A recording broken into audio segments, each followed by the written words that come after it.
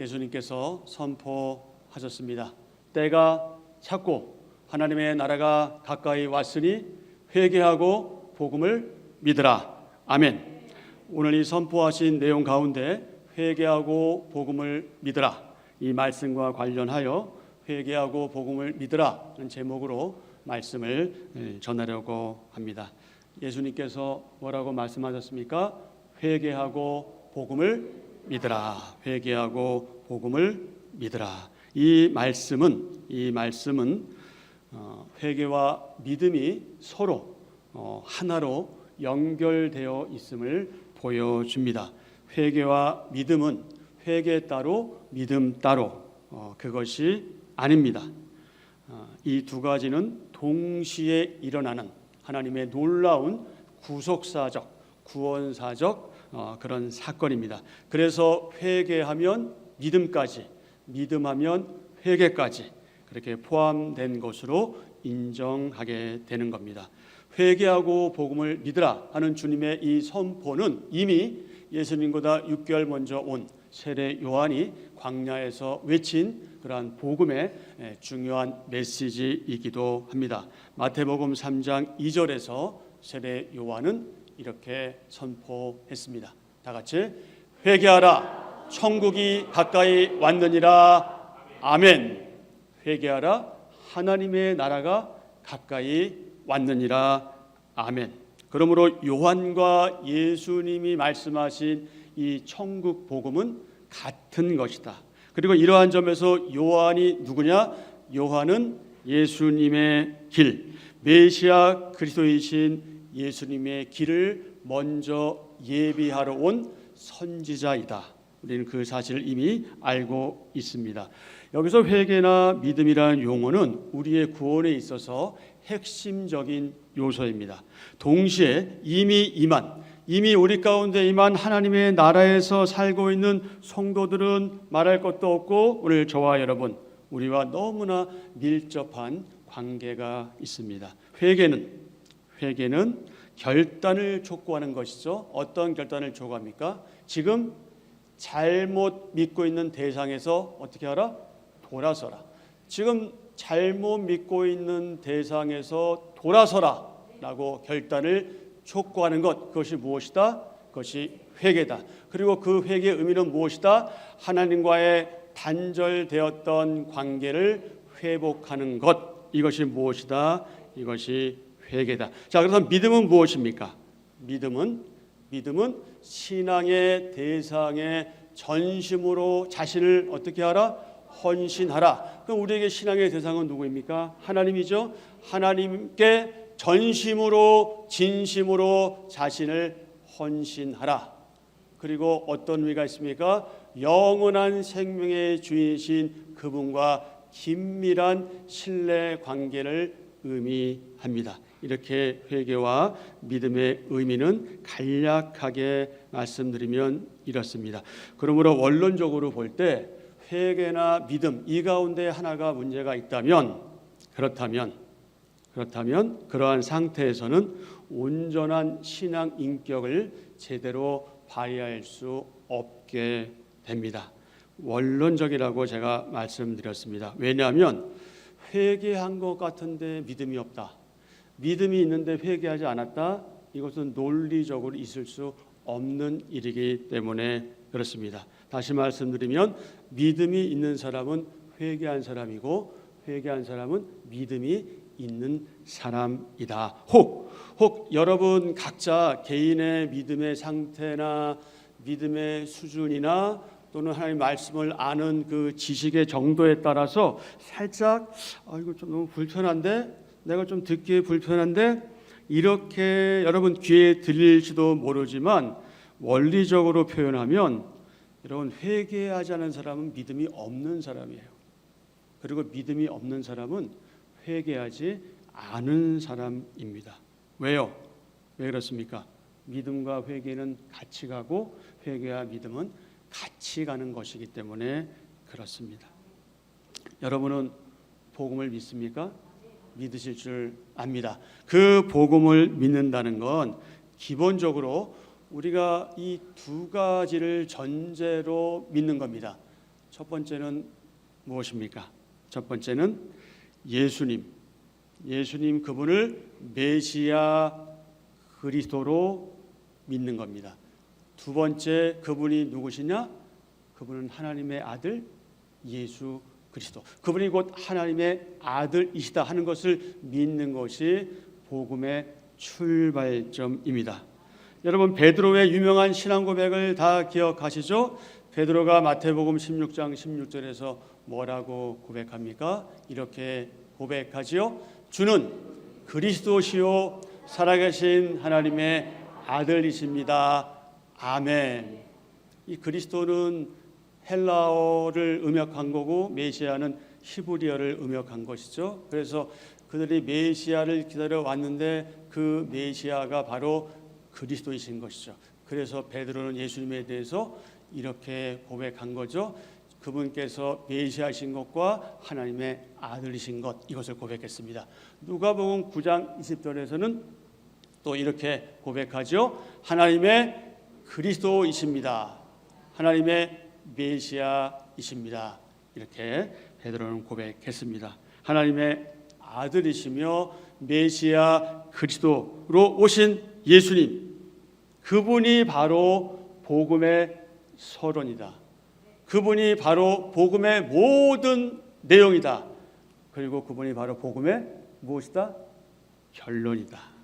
바로 이 복음 자체이신 주 예수 그리스도를 통해서만 사람들은 하나님의 나라를 선물로 받습니다. 그리고 그 하나님의 나라에 들어갈 수 있지요. 하지만 아쉽게도 너무나 안타까운 사실은 당시 이스라엘 백성들, 그들은 하나님의 선물이신 메시아 그리스도를 거부하고 말았습니다. 자기들 눈앞에 계신 그 메시아를 거부하고 말았죠. 예수님께서 천국 복음을 선포하시고 전하시고 말씀하신 이후부터 계속해서 그분은 이 내용을 말씀하십니다. 직접적으로 또는 간접적으로. 그것이 무엇입니까? 너희들이 그렇게 기다리고 기다리는 그 다윗 왕국은 즉시 이루어지지 않는다.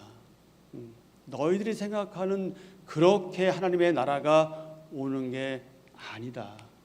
이스라엘 백성들은 정치적인 메시아를 기다려 왔잖아요.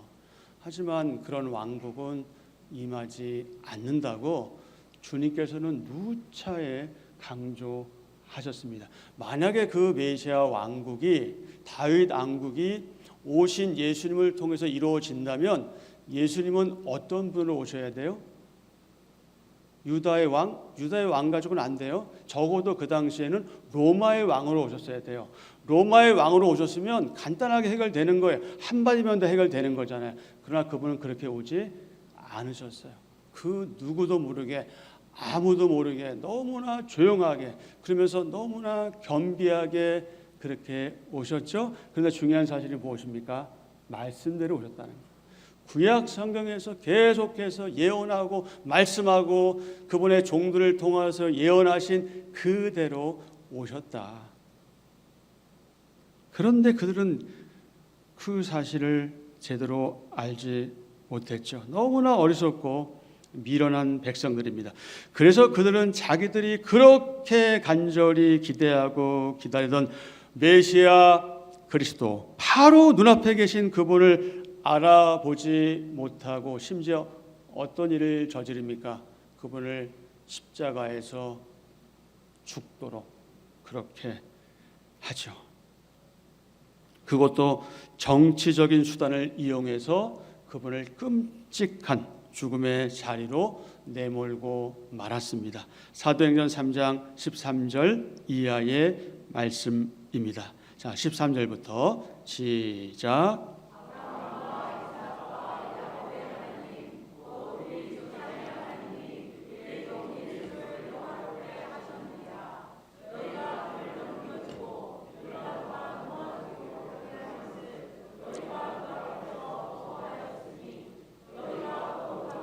이런 일을 거부하고 도리어 살인한 자를 놓아주기를 구하여 생명의 주를 죽였도다. 생명의 주를 어떻게 했어요? 죽였다. 메시아를 죽였다. 그리스도를 죽였다. 생명의 주님을 죽였다. 그러나 하지만 하나님이 죽은 자 가운데서 그를 살리셨으니 우리가 이 일의 증인이라. 아멘. 그러니 여러분, 그들처럼 미련하고 어리석은 자들은 이 세상에 어디에도 없을 겁니다. 예수님께서 이렇게 말씀하셨습니다. 여러분이 잘 알고 계시는 말씀이죠. 요한복음 5장 39절 40절. 너희가 성경에서 영생을 얻는 줄 생각하고 성경을 연구하거니와. 이 성경이 누구에 대하여? 내게 대하여, 즉 누구에 대하여? 그리스도 예수님에 대하여 증언하는 것이니라. 너희가 성경을 잘 알잖아. 너희가 구약 성경 얼마나 잘 알아. 특별히 종교 지도자는요, 거의 모세관 같은 거는 기본적으로 외우는 거거든요. 나머지에 대해서도 거의 외울 정도로 구약 성경을 너무나 잘 아는 그들이었는데, 구약 성경이 메시아에 대해 증언하는 것을 자기들이 알고 성경을 연구했는데, 그러나 주님 뭐라고 말씀하세요? 그러나 너희가 영생을 얻기 위하여 내게 오기를 원하지 아니하는도다. 얼마나 안타까운 심정으로 그렇게 말씀하셨겠습니까? 하지만 하나님의 성민, 거룩한 백성이요 선민, 선택받은 백성이라고 그렇게도 자부하던 이스라엘 백성이 영생을 얻기 위해 예수님께로 가기를 원하지 않으므로 그들은 예수님을 메시아 그리스도로 받아들이지 않았습니다. 이로써 결국 하나님의 그 놀라운 은혜와 복 주심이 어디로 흘러가게 됐어요? 이방인들에게 흘러가게 됐죠. 매우 안타깝고 아쉬운 일입니다. 게다가 유대교인들은요, 여러분, 아직도 메시아가 오시기를 기다리고 있다고 합니다. 이 일을 어쩌면 좋습니까? 어쩌면 좋습니까? 참으로 한심할 뿐이죠. 하지만 여러분, 그 메시아는 이미 오셨고 이 땅에 하나님의 나라를 가지고 오셨습니다. 그분은 공적 사역을 시작하시면서 이렇게 선포하셨죠. 때가 찼고 하나님 나라가 가까이 왔으니 뭐하고? 무엇을? 뭐하라? 믿어라. 믿어라. 회개하고 복음을 믿으라. 아멘. 예수님께서 선포하신 내용 중에 이 회개하고 복음을 믿으라는 말씀에는 회개의 적극적이고 긍정적인 면이 더 강조되고 있습니다. 회개의 그 헬라어 의미는 이렇습니다. 원어의 뜻이죠. 회개는 과거에 저지른 모든 악한 일에 대하여 슬퍼하는 한편, 그 다음 어떻게 하라고요? 앞을 바라보라. 과거에 내가 하나님 앞에 저지른 그 범죄, 죄악들, 악한 인들, 이런 모든 것들에 대해서는 슬퍼하고 애통해야 하지요. 그 단계를 넘어서서 어떻게 하라? 이제 앞을 바라보라. 앞을 바라보라는 의미가 무엇입니까? 하나님께서 하실 일을 바라보라. 기대해라. 내가 너희에게 할 일을 기대하라. 희망적인 일이죠. 너무나 희망적인 일이에요. 너희 그동안 죄지었지 죽일 놈들, 너희 끝이야 이러면 절망적이잖아요. 근데 앞을 바라보라는 거예요. 앞을 바라보라. 앞을 바라보면 너희가 어떻게 된다? 산다. 살 것이다. 희망적이잖아요. 이런 희망이 오늘 저와 여러분에게도 이미 주어져 있으니 우리가 이 슬픈 세상, 이 힘든 세상, 어떤 세상이 펼쳐질지 모르는 이 암울한 세상에서 우리가 그래도 희망을 가지고 그렇게 살아가는 것 아니겠습니까? 회개라는 말의 또 다른 원래 뜻은요, 이런 의미가 있습니다. 한번 첫 번째, 두 번째, 세 번째만 같이 할까요? 첫 번째, 변하여 새 사람이 되라. 두 번째, 근본적인 변화. 세 번째, 완전한 삶으로의 전환, 바뀌는 거죠. 완전한 삶으로 전환되는 것. 성경에서 가르치는 회개는요, 단순히 도덕적이고 윤리적인 의미의 그런 잘못을 뉘우치고 뭐 개선하는 그런 행위 정도가 아닙니다. 생각이나 마음이 바뀌는 것이죠. 그것이 회개인데 근본적으로 마음이 바뀌어서 지금까지 가고 있던 그 죄의 길에서 완전히 방향을 바꿔서, 즉 뭐해서? 유턴해서 하나님께로 향하는 것. 이것이 뭐다? 그것이 회개다. 회개다. 여러분 대부분 운전하고 다니시잖아요. 운전하시죠? 그리고 운전하지 않더라도 뭐 그 정도 상식은 다 우리가 가지고 있잖아요. 내가 잘못된 길로 가고 있는데 그래서 돌아가야 되는지 알면서 계속 가면은 바보 아니겠습니까? 바보. 근데 뭐 차 정도는 사실 문제가 될 게 없어. 잘못 가면 또 한참 가서 돌아오면 되니까 그건 시간 낭비, 기름만 낭비하면 되지만 우리 인생, 우리의 실존적인 생명은 그렇게 안 되는. 우리 한 번 죽으면 여기서는 끝이에요. 그러니까 우리가 기회가 주어질 때 돌아서지 않으면 소망이 없는 거죠. 그러니 어떠한 방법이든 하나님께서 우리에게 기회를 주시고 때를 주시고 선을 베푸실 때 그때 빨리 깨닫고 멈추고 돌아서야 한다. 하나님께로 향하는 삶을 살아야 한다. 그것이 무엇이다? 그것이 회개하는 것이다. 이런 의미에서 우리의 구원과 관련된 이 회개는요, 그러니까 구원과 관련된 회개라고 말씀드렸어요. 우리의 구원과 관련된 회개는 단회적이다. 단회적이라는 말이 무슨 말씀이냐 아시죠? 한 번뿐이다는. 그러니까 우리의 구원과 관련된 회개는 단 한 번만에 이루어지는 거예요. 우리의 일반적인 회개는 계속되지만 주님 오실 때까지 주님 제가 뭘 잘못했어요, 이건 안 줄 알면서 제가 했어요. 이런 회개는 계속되지만 우리의 구원과 관련된 회개 행위는 단 한 번이다. 근데 감사하게도 우리 자신의 힘으로 돌아서게 하시는 게 아니라 그분께서 계속 우리의 마음 가운데 돌아설 수 있도록 재촉하시고 다그치시고 마음을 주시고 그래서 우리가 아하 깨닫고 돌아서게 하시니 이것이 무엇이다? 이것이 은혜다. 왜 은혜냐? 아무에게나 기회를 안 주시거든요. 물론 하나님은 모두의 기회를 주실 거예요. 모든 사람이 구원받기를 원하시니까. 그러나 하나님께서 특별한 은혜로 그분의 선택한 사람들에게 그런 마음을 주시고 때가 되어서 회개하게 하시고 믿음을 갖게 하시고 결국 구원에 이르게 하시니 이 은혜가 얼마나 놀라운지 우리가 다 말로 할 수가 없습니다. 단 한 번 일어나는 결정적인 삶의 방향 전환, 단 한 번뿐인 유턴. 따라서 이 같은 회개를 한 사람만이 진정한 구원과 영생을 얻게 됩니다. 그리고 회개한 사람은 반드시 복음을 믿게 됩니다. 이 내용이 계속해서 성경에서 중요하게 강조되고 있는데 오늘 본문 말씀에서 예수님은 바로 그 내용을 강조하고 계시고 그 내용을 선포하신 것이죠. 그러므로 사랑하는 지 여러분, 우리가 기회가 되어서 저와 여러분이 만나는 사람들에게 예배당엔 다니지만 주님을 만난 경험이 없거나 복음을 알지 못하는 사람들, 그리고 예수님을 전혀 알지 못하는 사람들, 하나님을 믿지 않는 사람들, 심지어 하나님에 대해서 부정적으로 얘기하고 우리 교회나 믿는 사람들, 험담하는 사람들, 이런 사람들, 그런 사람들에게 만나서 복음을 전할 때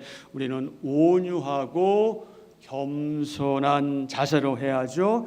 하지만 부드럽되, 우리가 매우 부드럽지만 단호하게 이런 정신으로 복음을 증언하고 이렇게 복음을 전해야 합니다. 자, 어떻게 해야 하느냐? 첫 번째, 두 번째, 세 번째입니다. 첫 번째, 시작. 네, 여러분 회개하라고 할 때 막 짜증스럽게 하거나 성질내거나 분노하면 사실 필요 없어요. 그 영혼을 사랑하는 마음으로 당신이 돌아서야 한다. 세상 이제 마지막이야. 이제 기회 없어. 이런 심정으로 회개해야 된다. 꼭 저 문장들 하실 필요는 없어요. 두 번째, 시작.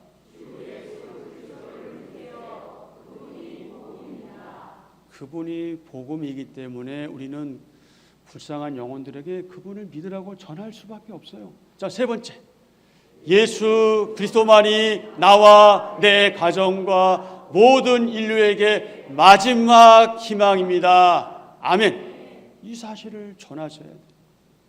이런 복음을 여러분이 전하셔야 돼요. 그런데 여러분, 복음을 모르면 이 사실을 전할 수 없겠죠. 그러니 여러분이 바른 복음을 아셔야 합니다. 자, 이와 반대로 우리가 사람들에게 복음을 전할 때 여러분 이렇게 안 했으면 좋겠어요. 이렇게 안 했으면 좋겠어요.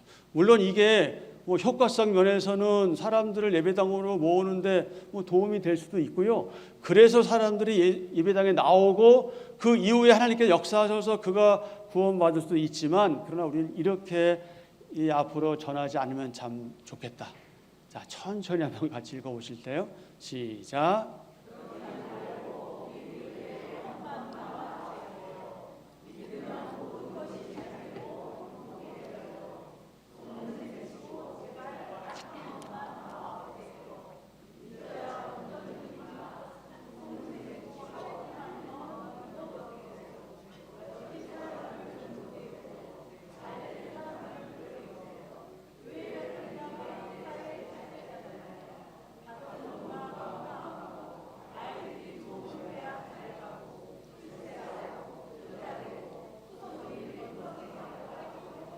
맞는 말인가요? 틀린 말인가요? 맞는 말이에요.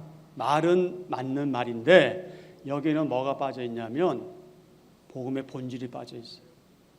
복음의 본질이 빠져 있어요. 저는 여러분 모두가 건강하고 여러분의 아이들이 뭐 좋은 대학을 가, 나쁜 대학이 사실 어디 있겠어요? 대학 잘 가고 좋은 직장 가고, 또 좋은 직장 나쁜 직장이 어디 있겠습니까? 직장 잘 가고 평생 복되게 살았으면 좋겠어요. 새벽마다 저 부르짖어요. 네. 우리 장년들 위해서 저 새벽마다 기도합니다. 사업 잘 되게 달라고. 전 아멘 안 하세요? 네. 전 우리 지당 목사님도 평생 목회를 그렇게 기도하실 거라고 믿어요. 그 기도의 결과로 여러분이 지금까지 오신 거고요. 저는 그걸 이어서 계속해서 여러분들 위해서 그렇게 기도할 겁니다. 그러나 이것은 복음의 부차적인 선물이에요. 이게 먼저가 아니에요. 우리가 하나님을 잘 믿을 때 이렇게 될 수도 있지만 이렇게 안 될 수도 있어요. 여러분, 그러면 병이 든 사람은 믿음이 없는 사람인가요? 가난한 사람은 믿음이 없습니까? 그런 거 아니잖아요. 좋은 대학 못 가고 뭐 2년 전에 대학 가고 그러면 그 믿음 없어서 그런 거예요? 늘 직장도 못 가고 그런 사람 믿음 없어서 그런 겁니까? 아니잖아요. 그런데 우리는 왜 자꾸 보이는 것, 그런 것들, 저러면 믿음이 좋은 사람이구나, 좀 문제가 있나 봐, 왜 우리 이렇게 판단하고 생각하냐고요. 그런 거 아니잖아요.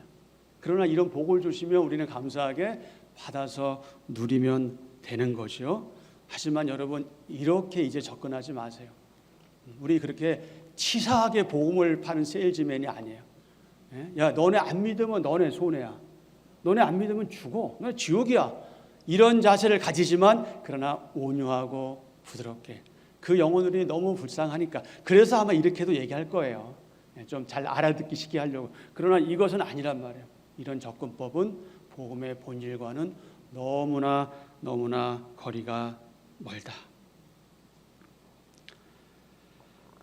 이런 것들은 믿음의 부산물이지 본질이 아니다.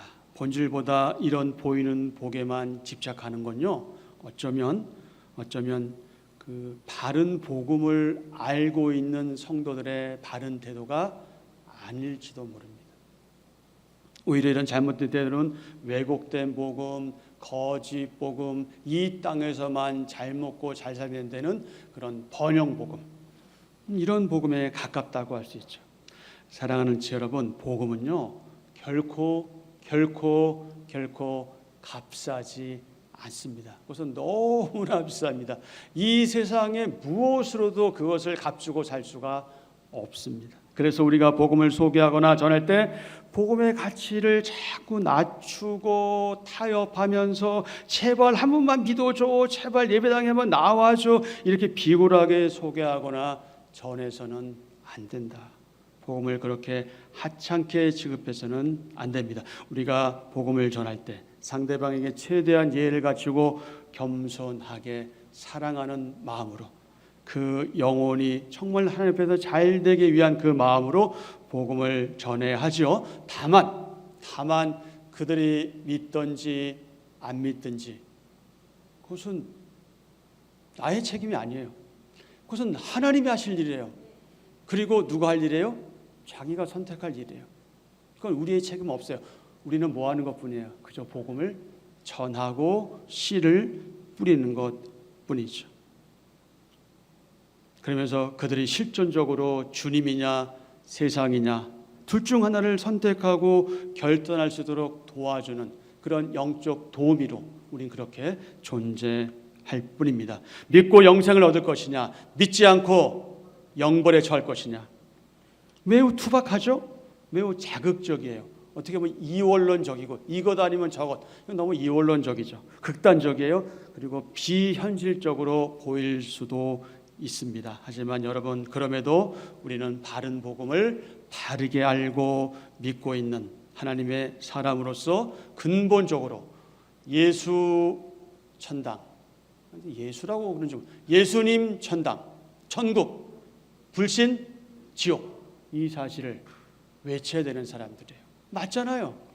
예. 여러분, 지하철에서 과거에 그런 걸 많이 보셨잖아요. 근데 믿는 우리도 좀 불편했죠, 사실. 솔직히 불편했죠. 다짜고짜 와가지고 그러니까. 그런데 그 자체는 그들이 전하는 메시지는 맞는 거예요. 그건 복음의 본질이에요. 예수님 믿으면 사는 거고 안 믿으면 죽는 거예요. 그러니 얼마나 다급하면, 얼마나 영혼들이 돌아서기를 원하면 그렇게까지 무례하게까지 행동하겠어요. 그러나 우리는 그렇게 무례하게까지 할 필요는 없고요. 이 본질적인 내용만을 어떻게든 그 사람에게 전하기 위해서 애쓰고 힘쓰고 노력하는 그런 삶을 우리가 살아내야 하는 것이죠. 어떻게 복음을 전할 것이냐, 우리가 어떻게 복음을 전할까, 이 방법론, 이것도 너무나 중요하죠. 그러나 방법론도 중요하지만 이것보다 중요한 것이 무엇입니까? 항상 본질입니다. 본질. 무엇이 중요한 것이냐, 무엇이 중요한 것이냐, 그것을 알면 방법은 자연스럽게 따라오게 돼 있습니다. 그러나 방법을 먼저 추구하게 되면 방법 때문에 본질을 잃어버리게 되고 자꾸 다른 것들을 전하게 될 수밖에 없죠. 그래서 복음 때문에 죽고 복음 때문에 죽을 수 있는, 복음 때문에 순교할 수 있는 저와 여러분, 우리는 원색적인 복음, 피 묻은 복음, 나무에 달려 피 흘려 죽으신 그 그리스도의 보혈, 그리고 그분의 부활을 선포하고 전하고 알려주어야 합니다. 왜요? 왜 그렇습니까? 예수 그리스도의 그 십자가와 그 부활, 그것이 무엇이기 때문에? 그것이 복음의 본질이기 때문에, 복음의 본질이기 때문에. 사랑하는 지체 여러분, 복음이 무엇입니까? 이미 여러분들은 복음이 무엇인지 알고 계시죠? 한 번 더 확인하면 로마서 1장 2절입니다. 로마서 1장 2절에 의하면 이 복음은 하나님이 선지자들로 말미암아 그분의 아들에 관하여 성경에 미리 약속한 것이다. 이게 복음이에요. 구약 성경에 미리 약속된 것. 그래서 구약 성경을 뭐라고 부르는 거예요? 구약이라고 하는 거예요. 옛날 약속이라고 하는 거예요. 그 옛날 약속이 뭐예요? 메시아를 보내주겠다, 그리스도 예수를 보내주겠다 하는 것, 그것이 바로 구약 성경에 미리 약속한 것이죠. 고린도전서 15장 1절 이하의 말씀입니다. 형제들아, 내가 너에게 전한 복음을 너희에게 알게 하노니 이는 너희가 받은 것이요 뜻 가운데 선 것이라. 너희가 만일 내가 전한 그 말을 굳게 지키고 헛되이 믿지 아니하였으면 그로 말미암아 구원을 받으리라. 내가 받은 것을 먼저 너희에게 전하였노니 이는 성경대로 그리스도께서 우리 죄를 위하여 죽으시고 장사 지낸 바 되었다가 성경대로 사흘 만에 다시 살아나사. 아멘. 바울은 이 복음을 부끄러워하지 않았습니다. 이 복음을 부끄러워하지 않았습니다. 그는 다메섹 도상에서 예수님을 극적으로 만난 이후부터 그가 순교하기 직전까지 복음 그 자체이신 메시아 그리스도 예수님과 복음의 핵심을 중심으로 복음을 특별히 이방인에게 전했습니다. 여러분, 복음의 핵심이 무엇이라고요? 예수 그리스도의 그 십자가와 부활, 이것이 복음의 핵심입니다. 그렇다면 오늘 저와 여러분, 우리는 어떻습니까? 우리는 바울처럼 하지 못하지만 바울을 흉내내면서 복음을 전하고 있는가? 우리는 복음을 부끄러워하지 않고 자랑스러워하고 있는가? 어떻습니까? 바울도 그렇고 저와 여러분, 우리도 복음을 부끄러워하지 않습니다. 왜 부끄러움을 느끼지 않을까요? 왜 복음을 부끄러워하지 않을까요? 이유가 있죠. 그 이유가 무엇입니까? 이 복음은 모든 믿는 자에게 구원을 주시는 하나님의 능력이 되기 때문에 우리는 복음을 부끄러워하지 않습니다. 자, 데살로니가전서 1장 5절입니다. 자, 시작.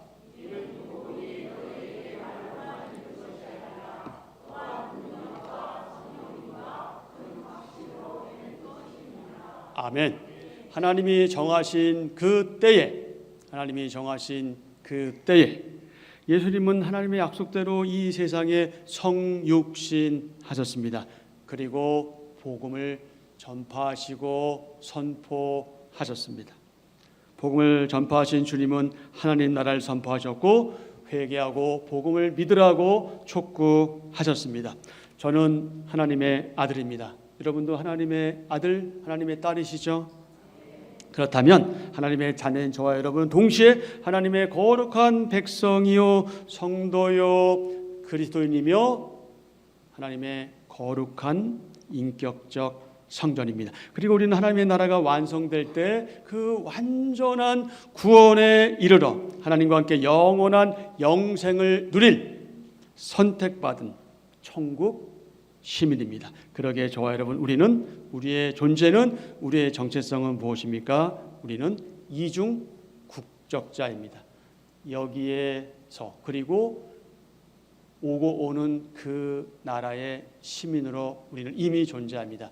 그래서 우리는 이중 국적자이지요. 빌립보서 3장 20절입니다.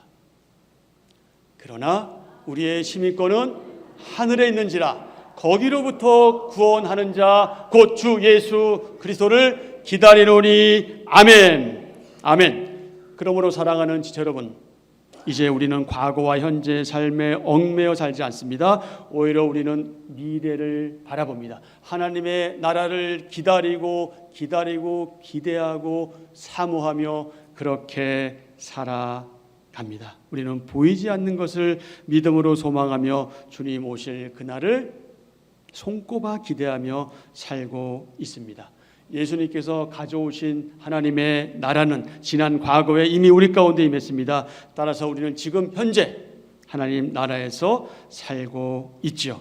우리가 하나님 나라에 살고 있다. 이게 도대체 무슨 의미냐? 여기에 대해서 현실감도 없고 실감도 나지 않고 또 궁금해할 수도 있겠죠. 여러분, 저와 여러분이 이 믿음의 눈을 들어서 바라볼 때 우리의 가정도, 우리의 학교도, 우리의 직장도, 우리가 발 딛고 존재하는 모든 그곳이 바로 이미 임한 하나님의 나라임을 확인하게 되고 확신할 수 있게 됩니다. 하나님의 통치와 그분의 다스리심을 받는 거룩한 교회가 한자리에 모여있는 이 예배당을 비롯한 모든 삶의 장소 역시 다시 한번 강조하지만 이미 임한 하나님의 나라다. 그러니 우리는 어디에 살고 있다? 하나님의 나라에서 살고 있다. 찬송가 438장입니다.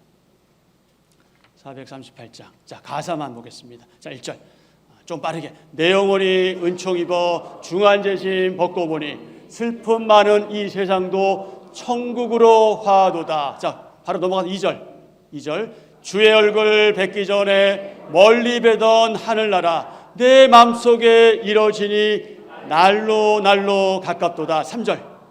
높은 산이 거친 들이 초막이나 궁궐이나 내 주 예수 모든 것이 모신 곳이 그 어디나 하늘나라. 아멘. 후렴. 할렐루야 찬양하세. 내 모든 죄 사함 받고 주 예수와 동행하니 그 어디나 하늘나라. 아멘. 주 예수님을 모시고 사는 그 상태, 그리고 그 자리, 거기가 어디예요? 그게 하나님의 나라예요. 우리는 이미 하나님의 나라에서 살고 있고요. 완전하게 임할 하나님의 나라를 우리는 여기서 준비하며 그렇게 살아가고 있다. 너무 감사하죠? 너무 감사합니다. 저와 여러분, 우리는 하나님의 나라인 모든 삶의 장소에서 어떤 형태로든 하나님의 왕되심을 인정하고 고백하며 그분의 통치와 그분의 다스리심에 순종하는 삶을 살아야 하지요. 하지만 이미 진행 중인 하나님의 나라는 아직은 이루어지지 않아서 우리가 참 여러 가지 힘들게 그렇게 살아가고 있고 영적 긴장과 갈등 속에 살고 있지만, 그래서 마귀의 유혹과 시험 속에서 우리가 힘들어하고 있지만 그러나 마침내 우리는 승리하게 될 거다. 그래서 그 날을 기대하며 그렇게 살아가는 것이죠. 무엇으로? 오직 믿음으로. 무릇 하나님께로부터 난 자마다 세상을 이기느니라. 세상을 이기는 승리는 이것이니 우리의 믿음이니라. 아멘. 요한일서 5장 4절입니다. 이제 말씀을 맺습니다. 사랑하는 지체 여러분, 이렇게 말할 수 없는 놀라운 엄청난 능력이 저와 여러분이 잘 느끼지 못하고 잘 알지 못하고 잘 이해하지 못해서 그렇지 이미 우리에게 주어졌어요. 그 능력은 우리 주님의 그 십자가와 부활을 통해서 이미 우리 가운데 있어요. 저는 여러분들이 이것을 믿음으로 찾기를 원해요. 그래서 그 믿음대로 여러분이 멋지게 살아가시기를 원해요. 그렇게 사시기를 간절히 원합니다. 주님께서 승천하기 직전에 이렇게 말씀하셨잖아요. 내가 세상 끝날까지 너희와 함께 있으리라. 이렇게 끝나지 않았어요? 항상 함께 있으리라. 항상 언제나 늘 너희와 함께 있겠다고 말씀하신 그 약속을 여러분 부여잡고 나가십시오. 외롭고 힘들고 지치고 마음의 상처를 입고 인생이 공고해서 어떨 땐 참 포기하고 싶고 정말 하나님이 계신 건가? 계시다면 도대체 이게 어떻게 이런 일이 벌어지는가? 모든 그러한 생각들을 우리가 할 수는 있지만 그때 여러분 이 사실은 놓치지 마세요. 내가 너와 함께 있다. 여러분, 내가 마음이 아플 때, 내가 정말 죽고 싶을 때 하나님 그 마음 아셔요. 모든 것을 포기하고 싶을 때 왜 나에게만 이런 고통이 있나? 왜 알지도 못하는 원인도 모르는 통증이 나에게 있어서 내가 이렇게 힘든가 할 때 여러분 그분께서 같이 아파하셔요. 그 믿음이 여러분 가운데 있기를 원합니다. 그 믿음을 가지시고 하나님께서 회복시켜 주시고 고쳐질 것을 여러분 믿음으로